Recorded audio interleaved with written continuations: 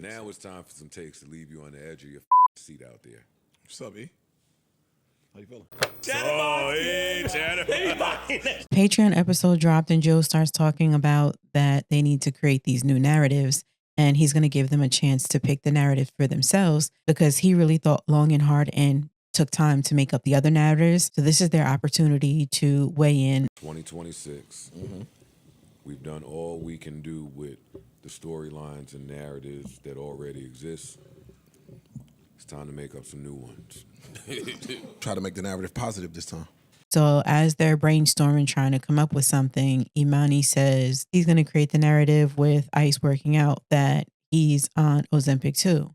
And Joe, of course, starts clowning Ice, saying he doesn't look that good. That must be one of the narratives that is not going to be left behind in 2025. If you saw the episode Living Righteously, he called Ice all kinds of names, from saying his face looked like dog food to a walrus. I mean, it was bad. Well, this nigga's uglier today for some strange reason. Why does this nigga look like a whole can of dog food in the face? And the next scene after that is them playing Taboo. I kid you freaking not. See, I tried to start my new year off with peace and blessings and zen and come in all calm and chill. And then we get this episode.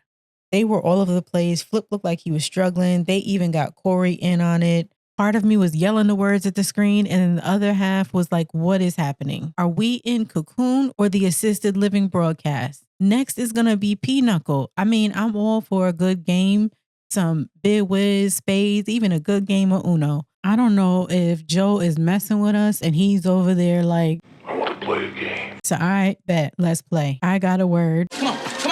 And I'm going to tell you why after you guess it. What is Joe Budden always calling Ice? You probably got it right. After they got done playing their rounds of Taboo, Joe Budden once again is clowning Ice. And I don't know if this is to disprove the narrative that he can't joke Ice and Ice is not too sensitive, whatever the case is. Well, you didn't like the narrative I came up with for me and you on the pod, so I'm trying to give you a chance to get involved. That's not a Why don't we treat this like Secret Santa? Joe has given them the floor to create their own narratives, and Ice put it right back in Joe's lap. You heard him say, why don't you create positive ones instead of taking the reins and creating the narrative that he wants for himself to be? And Imani says, let's do a Secret Santa and someone pick for someone else. That's not what Joe was meaning. So they can't even be mad with whatever he decides to come up with. If I were Ice, I'd be jumping to change the narrative of everybody on that set calling me ugly over the past 2-3 years. Joe did say in this conversation that he plays the narrative through in his head when he creates it. But my question is, why would this be the one that you would pick for your friend? So everybody on the internet could be calling him ugly, which reminded me of a question Mark asked on a prior episode. You have the opportunity, like you have a picture or an image and you know it will do well, you know it will go viral, but it could make one of us look, not bad like humiliated, I know you wouldn't do that, but bad like the subject of jokes. How you know you wouldn't do that? Wait, hold on. Are you crazy? Do you think Joe really means what he says to Ice, or this is just, as he says, fodder? Is this just being performative? Drop your thoughts in the comments and let me know what you think of this Ice narrative. And as a matter of fact, if the comment just isn't getting it done for you, I added a new feature on my website that I launched, chatterboxxmedia.com, where you have the opportunity to submit a voice memo or a chance to be featured in an upcoming video. Not only that, you can submit tips and join the Chatterboxx communities on Reddit and Patreon, with new and extended videos coming soon to Patreon. And make sure you like, share, and subscribe on your preferred social. Let's rewind it back and see how this narrative with Ice and picking on his looks has played out over the years, and see how it has all snowballed into the recent moment on that Living Righteous episode where Joe called him a walrus. From the very beginning, Joe Budden has been the narrative creator for all of the personalities on the Joe Budden podcast. Starting with Ice, we know this goes way back from when they first got on the pod, that Joe set the scene that he couldn't joke with Ice. What I put on y'all are playful podcast narratives. People be taking that serious. Word. And there's a value in it. Ice has learned how to withdraw from that. And then on a later episode, even doubling down, saying when he tried to joke with Ice, I guess before the cameras came on, Ice was a little aggressive with him. Know what I keep laughing at? Fellas. Your sunglasses? No, I was just asking. Yo, you like a lost Power Ranger. son. Now, But you hear Ice making the jokes. So if you can dish it, you should be able to take it. 5 minutes ago, I tried to play with Ice. Pause, because I missed him. He got really aggressive with me. No, he didn't. He Stop got creating really narratives. sassy, snappy. Have seen everybody get joked. Nobody's off limits. They have had roast sessions similar to this one where they just go round and round. Should have left him on a starter show. What you talking about? Shit is disgusting. Yo, your fit look weak. I ain't gonna hold you. No, You my never. man. I'm telling you. You dress in 6X shirts to hide your fat stomach. You look dumb. That's true. Your hands are the size of a 4-year-old's. And Outside you with got no the sock. yellow Hold on. Invisaligns. You ain't got socks on? You got 90 houses. Put some socks Excuse on. me. You don't have socks on? Now you hear Ice laughing in the background. Everybody's getting joked on and getting a turn, but they don't mess with Ice. But over time, they start picking at Ice little by little, starting with his voice. The cord that comes in the box is what we're talking about. Hold on. Sound like you got a good sleep. Nah, It sound like Ice Spice. Don't play with him about that. And most of the time, this is how Ice would respond to the jokes. No, it's not the same chord. Invisalign got you acting different. I feel it. Whole different Ice Freeze. You look good. That's one of the problems. I ain't get a good night's sleep. You're not getting me. So, of course, if you show that you're sensitive about something or that bothers you, they're going to joke on it more. Boy, it's just ugly.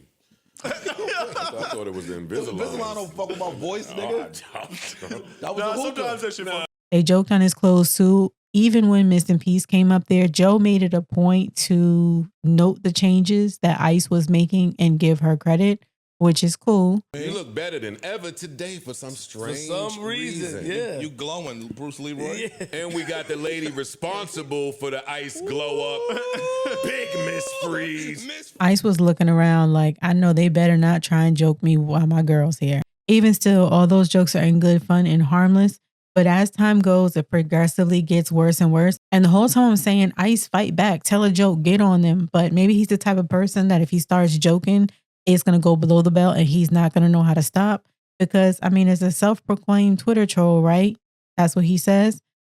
You should be able to dish it too. Clean this bum right on up. In the building. Got him with the Lasix popping. Throw the Rugrats away. Don't throw all them bummy kicks away. Invisalign. Come on, Invisalign. Invisalign. New barber. New crib. New everything new. Or maybe that really is a difference for people who were outside versus people who stayed inside and gamed on a computer. But at that time, they weren't calling him ugly and they weren't going too far with Ice like they are now. On a later episode, Ish even doubles down on Joe's earlier sentiment years before that they still can't joke with Ice like that. When Jess Hilarious took her maternity leave and that whole debacle happened, they had a conversation on the pod where they were talking about jokes between strangers, people on the internet, and your friends. Cool. We Ice friends. We love Ice. Okay. Ice don't take jokes well from us. He's gotten really great since you've been gone. He got better. I'm just saying. We've been lighting his ass up. And Ice explained that coming from friends, it hurts more. Now, I'm not talking about the lighthearted jokes, joking, your shoes, what you wearing, all the regular stuff, right? Yeah. Ice had on some ugly ass shoes on for New Year's, so he probably hard bottoms with no socks and all that. Oh no, cockroach killer. Yeah. Like when they were joking him for the suit jacket he wore, I don't know if that was for the 10-year celebration or that was New Year's, but they were calling him Four Tops, all Blue Magic, all types of names. I have to go find that one and rewatch it because that was hilarious. And finally, in 2025, Ice has started fighting back and getting on them. And he was I hated mad attention uglier and when he hated first camera got here. and all that. And I still got him though. Well, that's facts. Okay. He should have turned right back around and started joking him for his tank top days. And this is where Mona could be helpful. Hopefully she rubs off on Ice and Ice starts taking a page out of her book and joking back with him, because these jokes calling him ugly and everything else under the sun is really getting old and it doesn't even seem playful at this point. Well, do that shit. Yeah. Sound like you said math. Your voice. Oh, Yeah, man. Your voice is ugly. Oh well. What you want me to do? Ice don't sit that close to me neither. It won't. And Ice not attractive. Jesus. That was mean. Through all that, he let the jokes fly. And it's the same situation I had said in my video on Imani, that You've got to set those boundaries. Unless you're okay with it, then that's different. All right, Chatterboxx fam. Let me know what you think in the comments. Does it seem to you that Joe really doesn't like Ice at all? And those jokes are his truth? And what narratives would you like to see stay behind in 2025? Let's talk about it in the comments.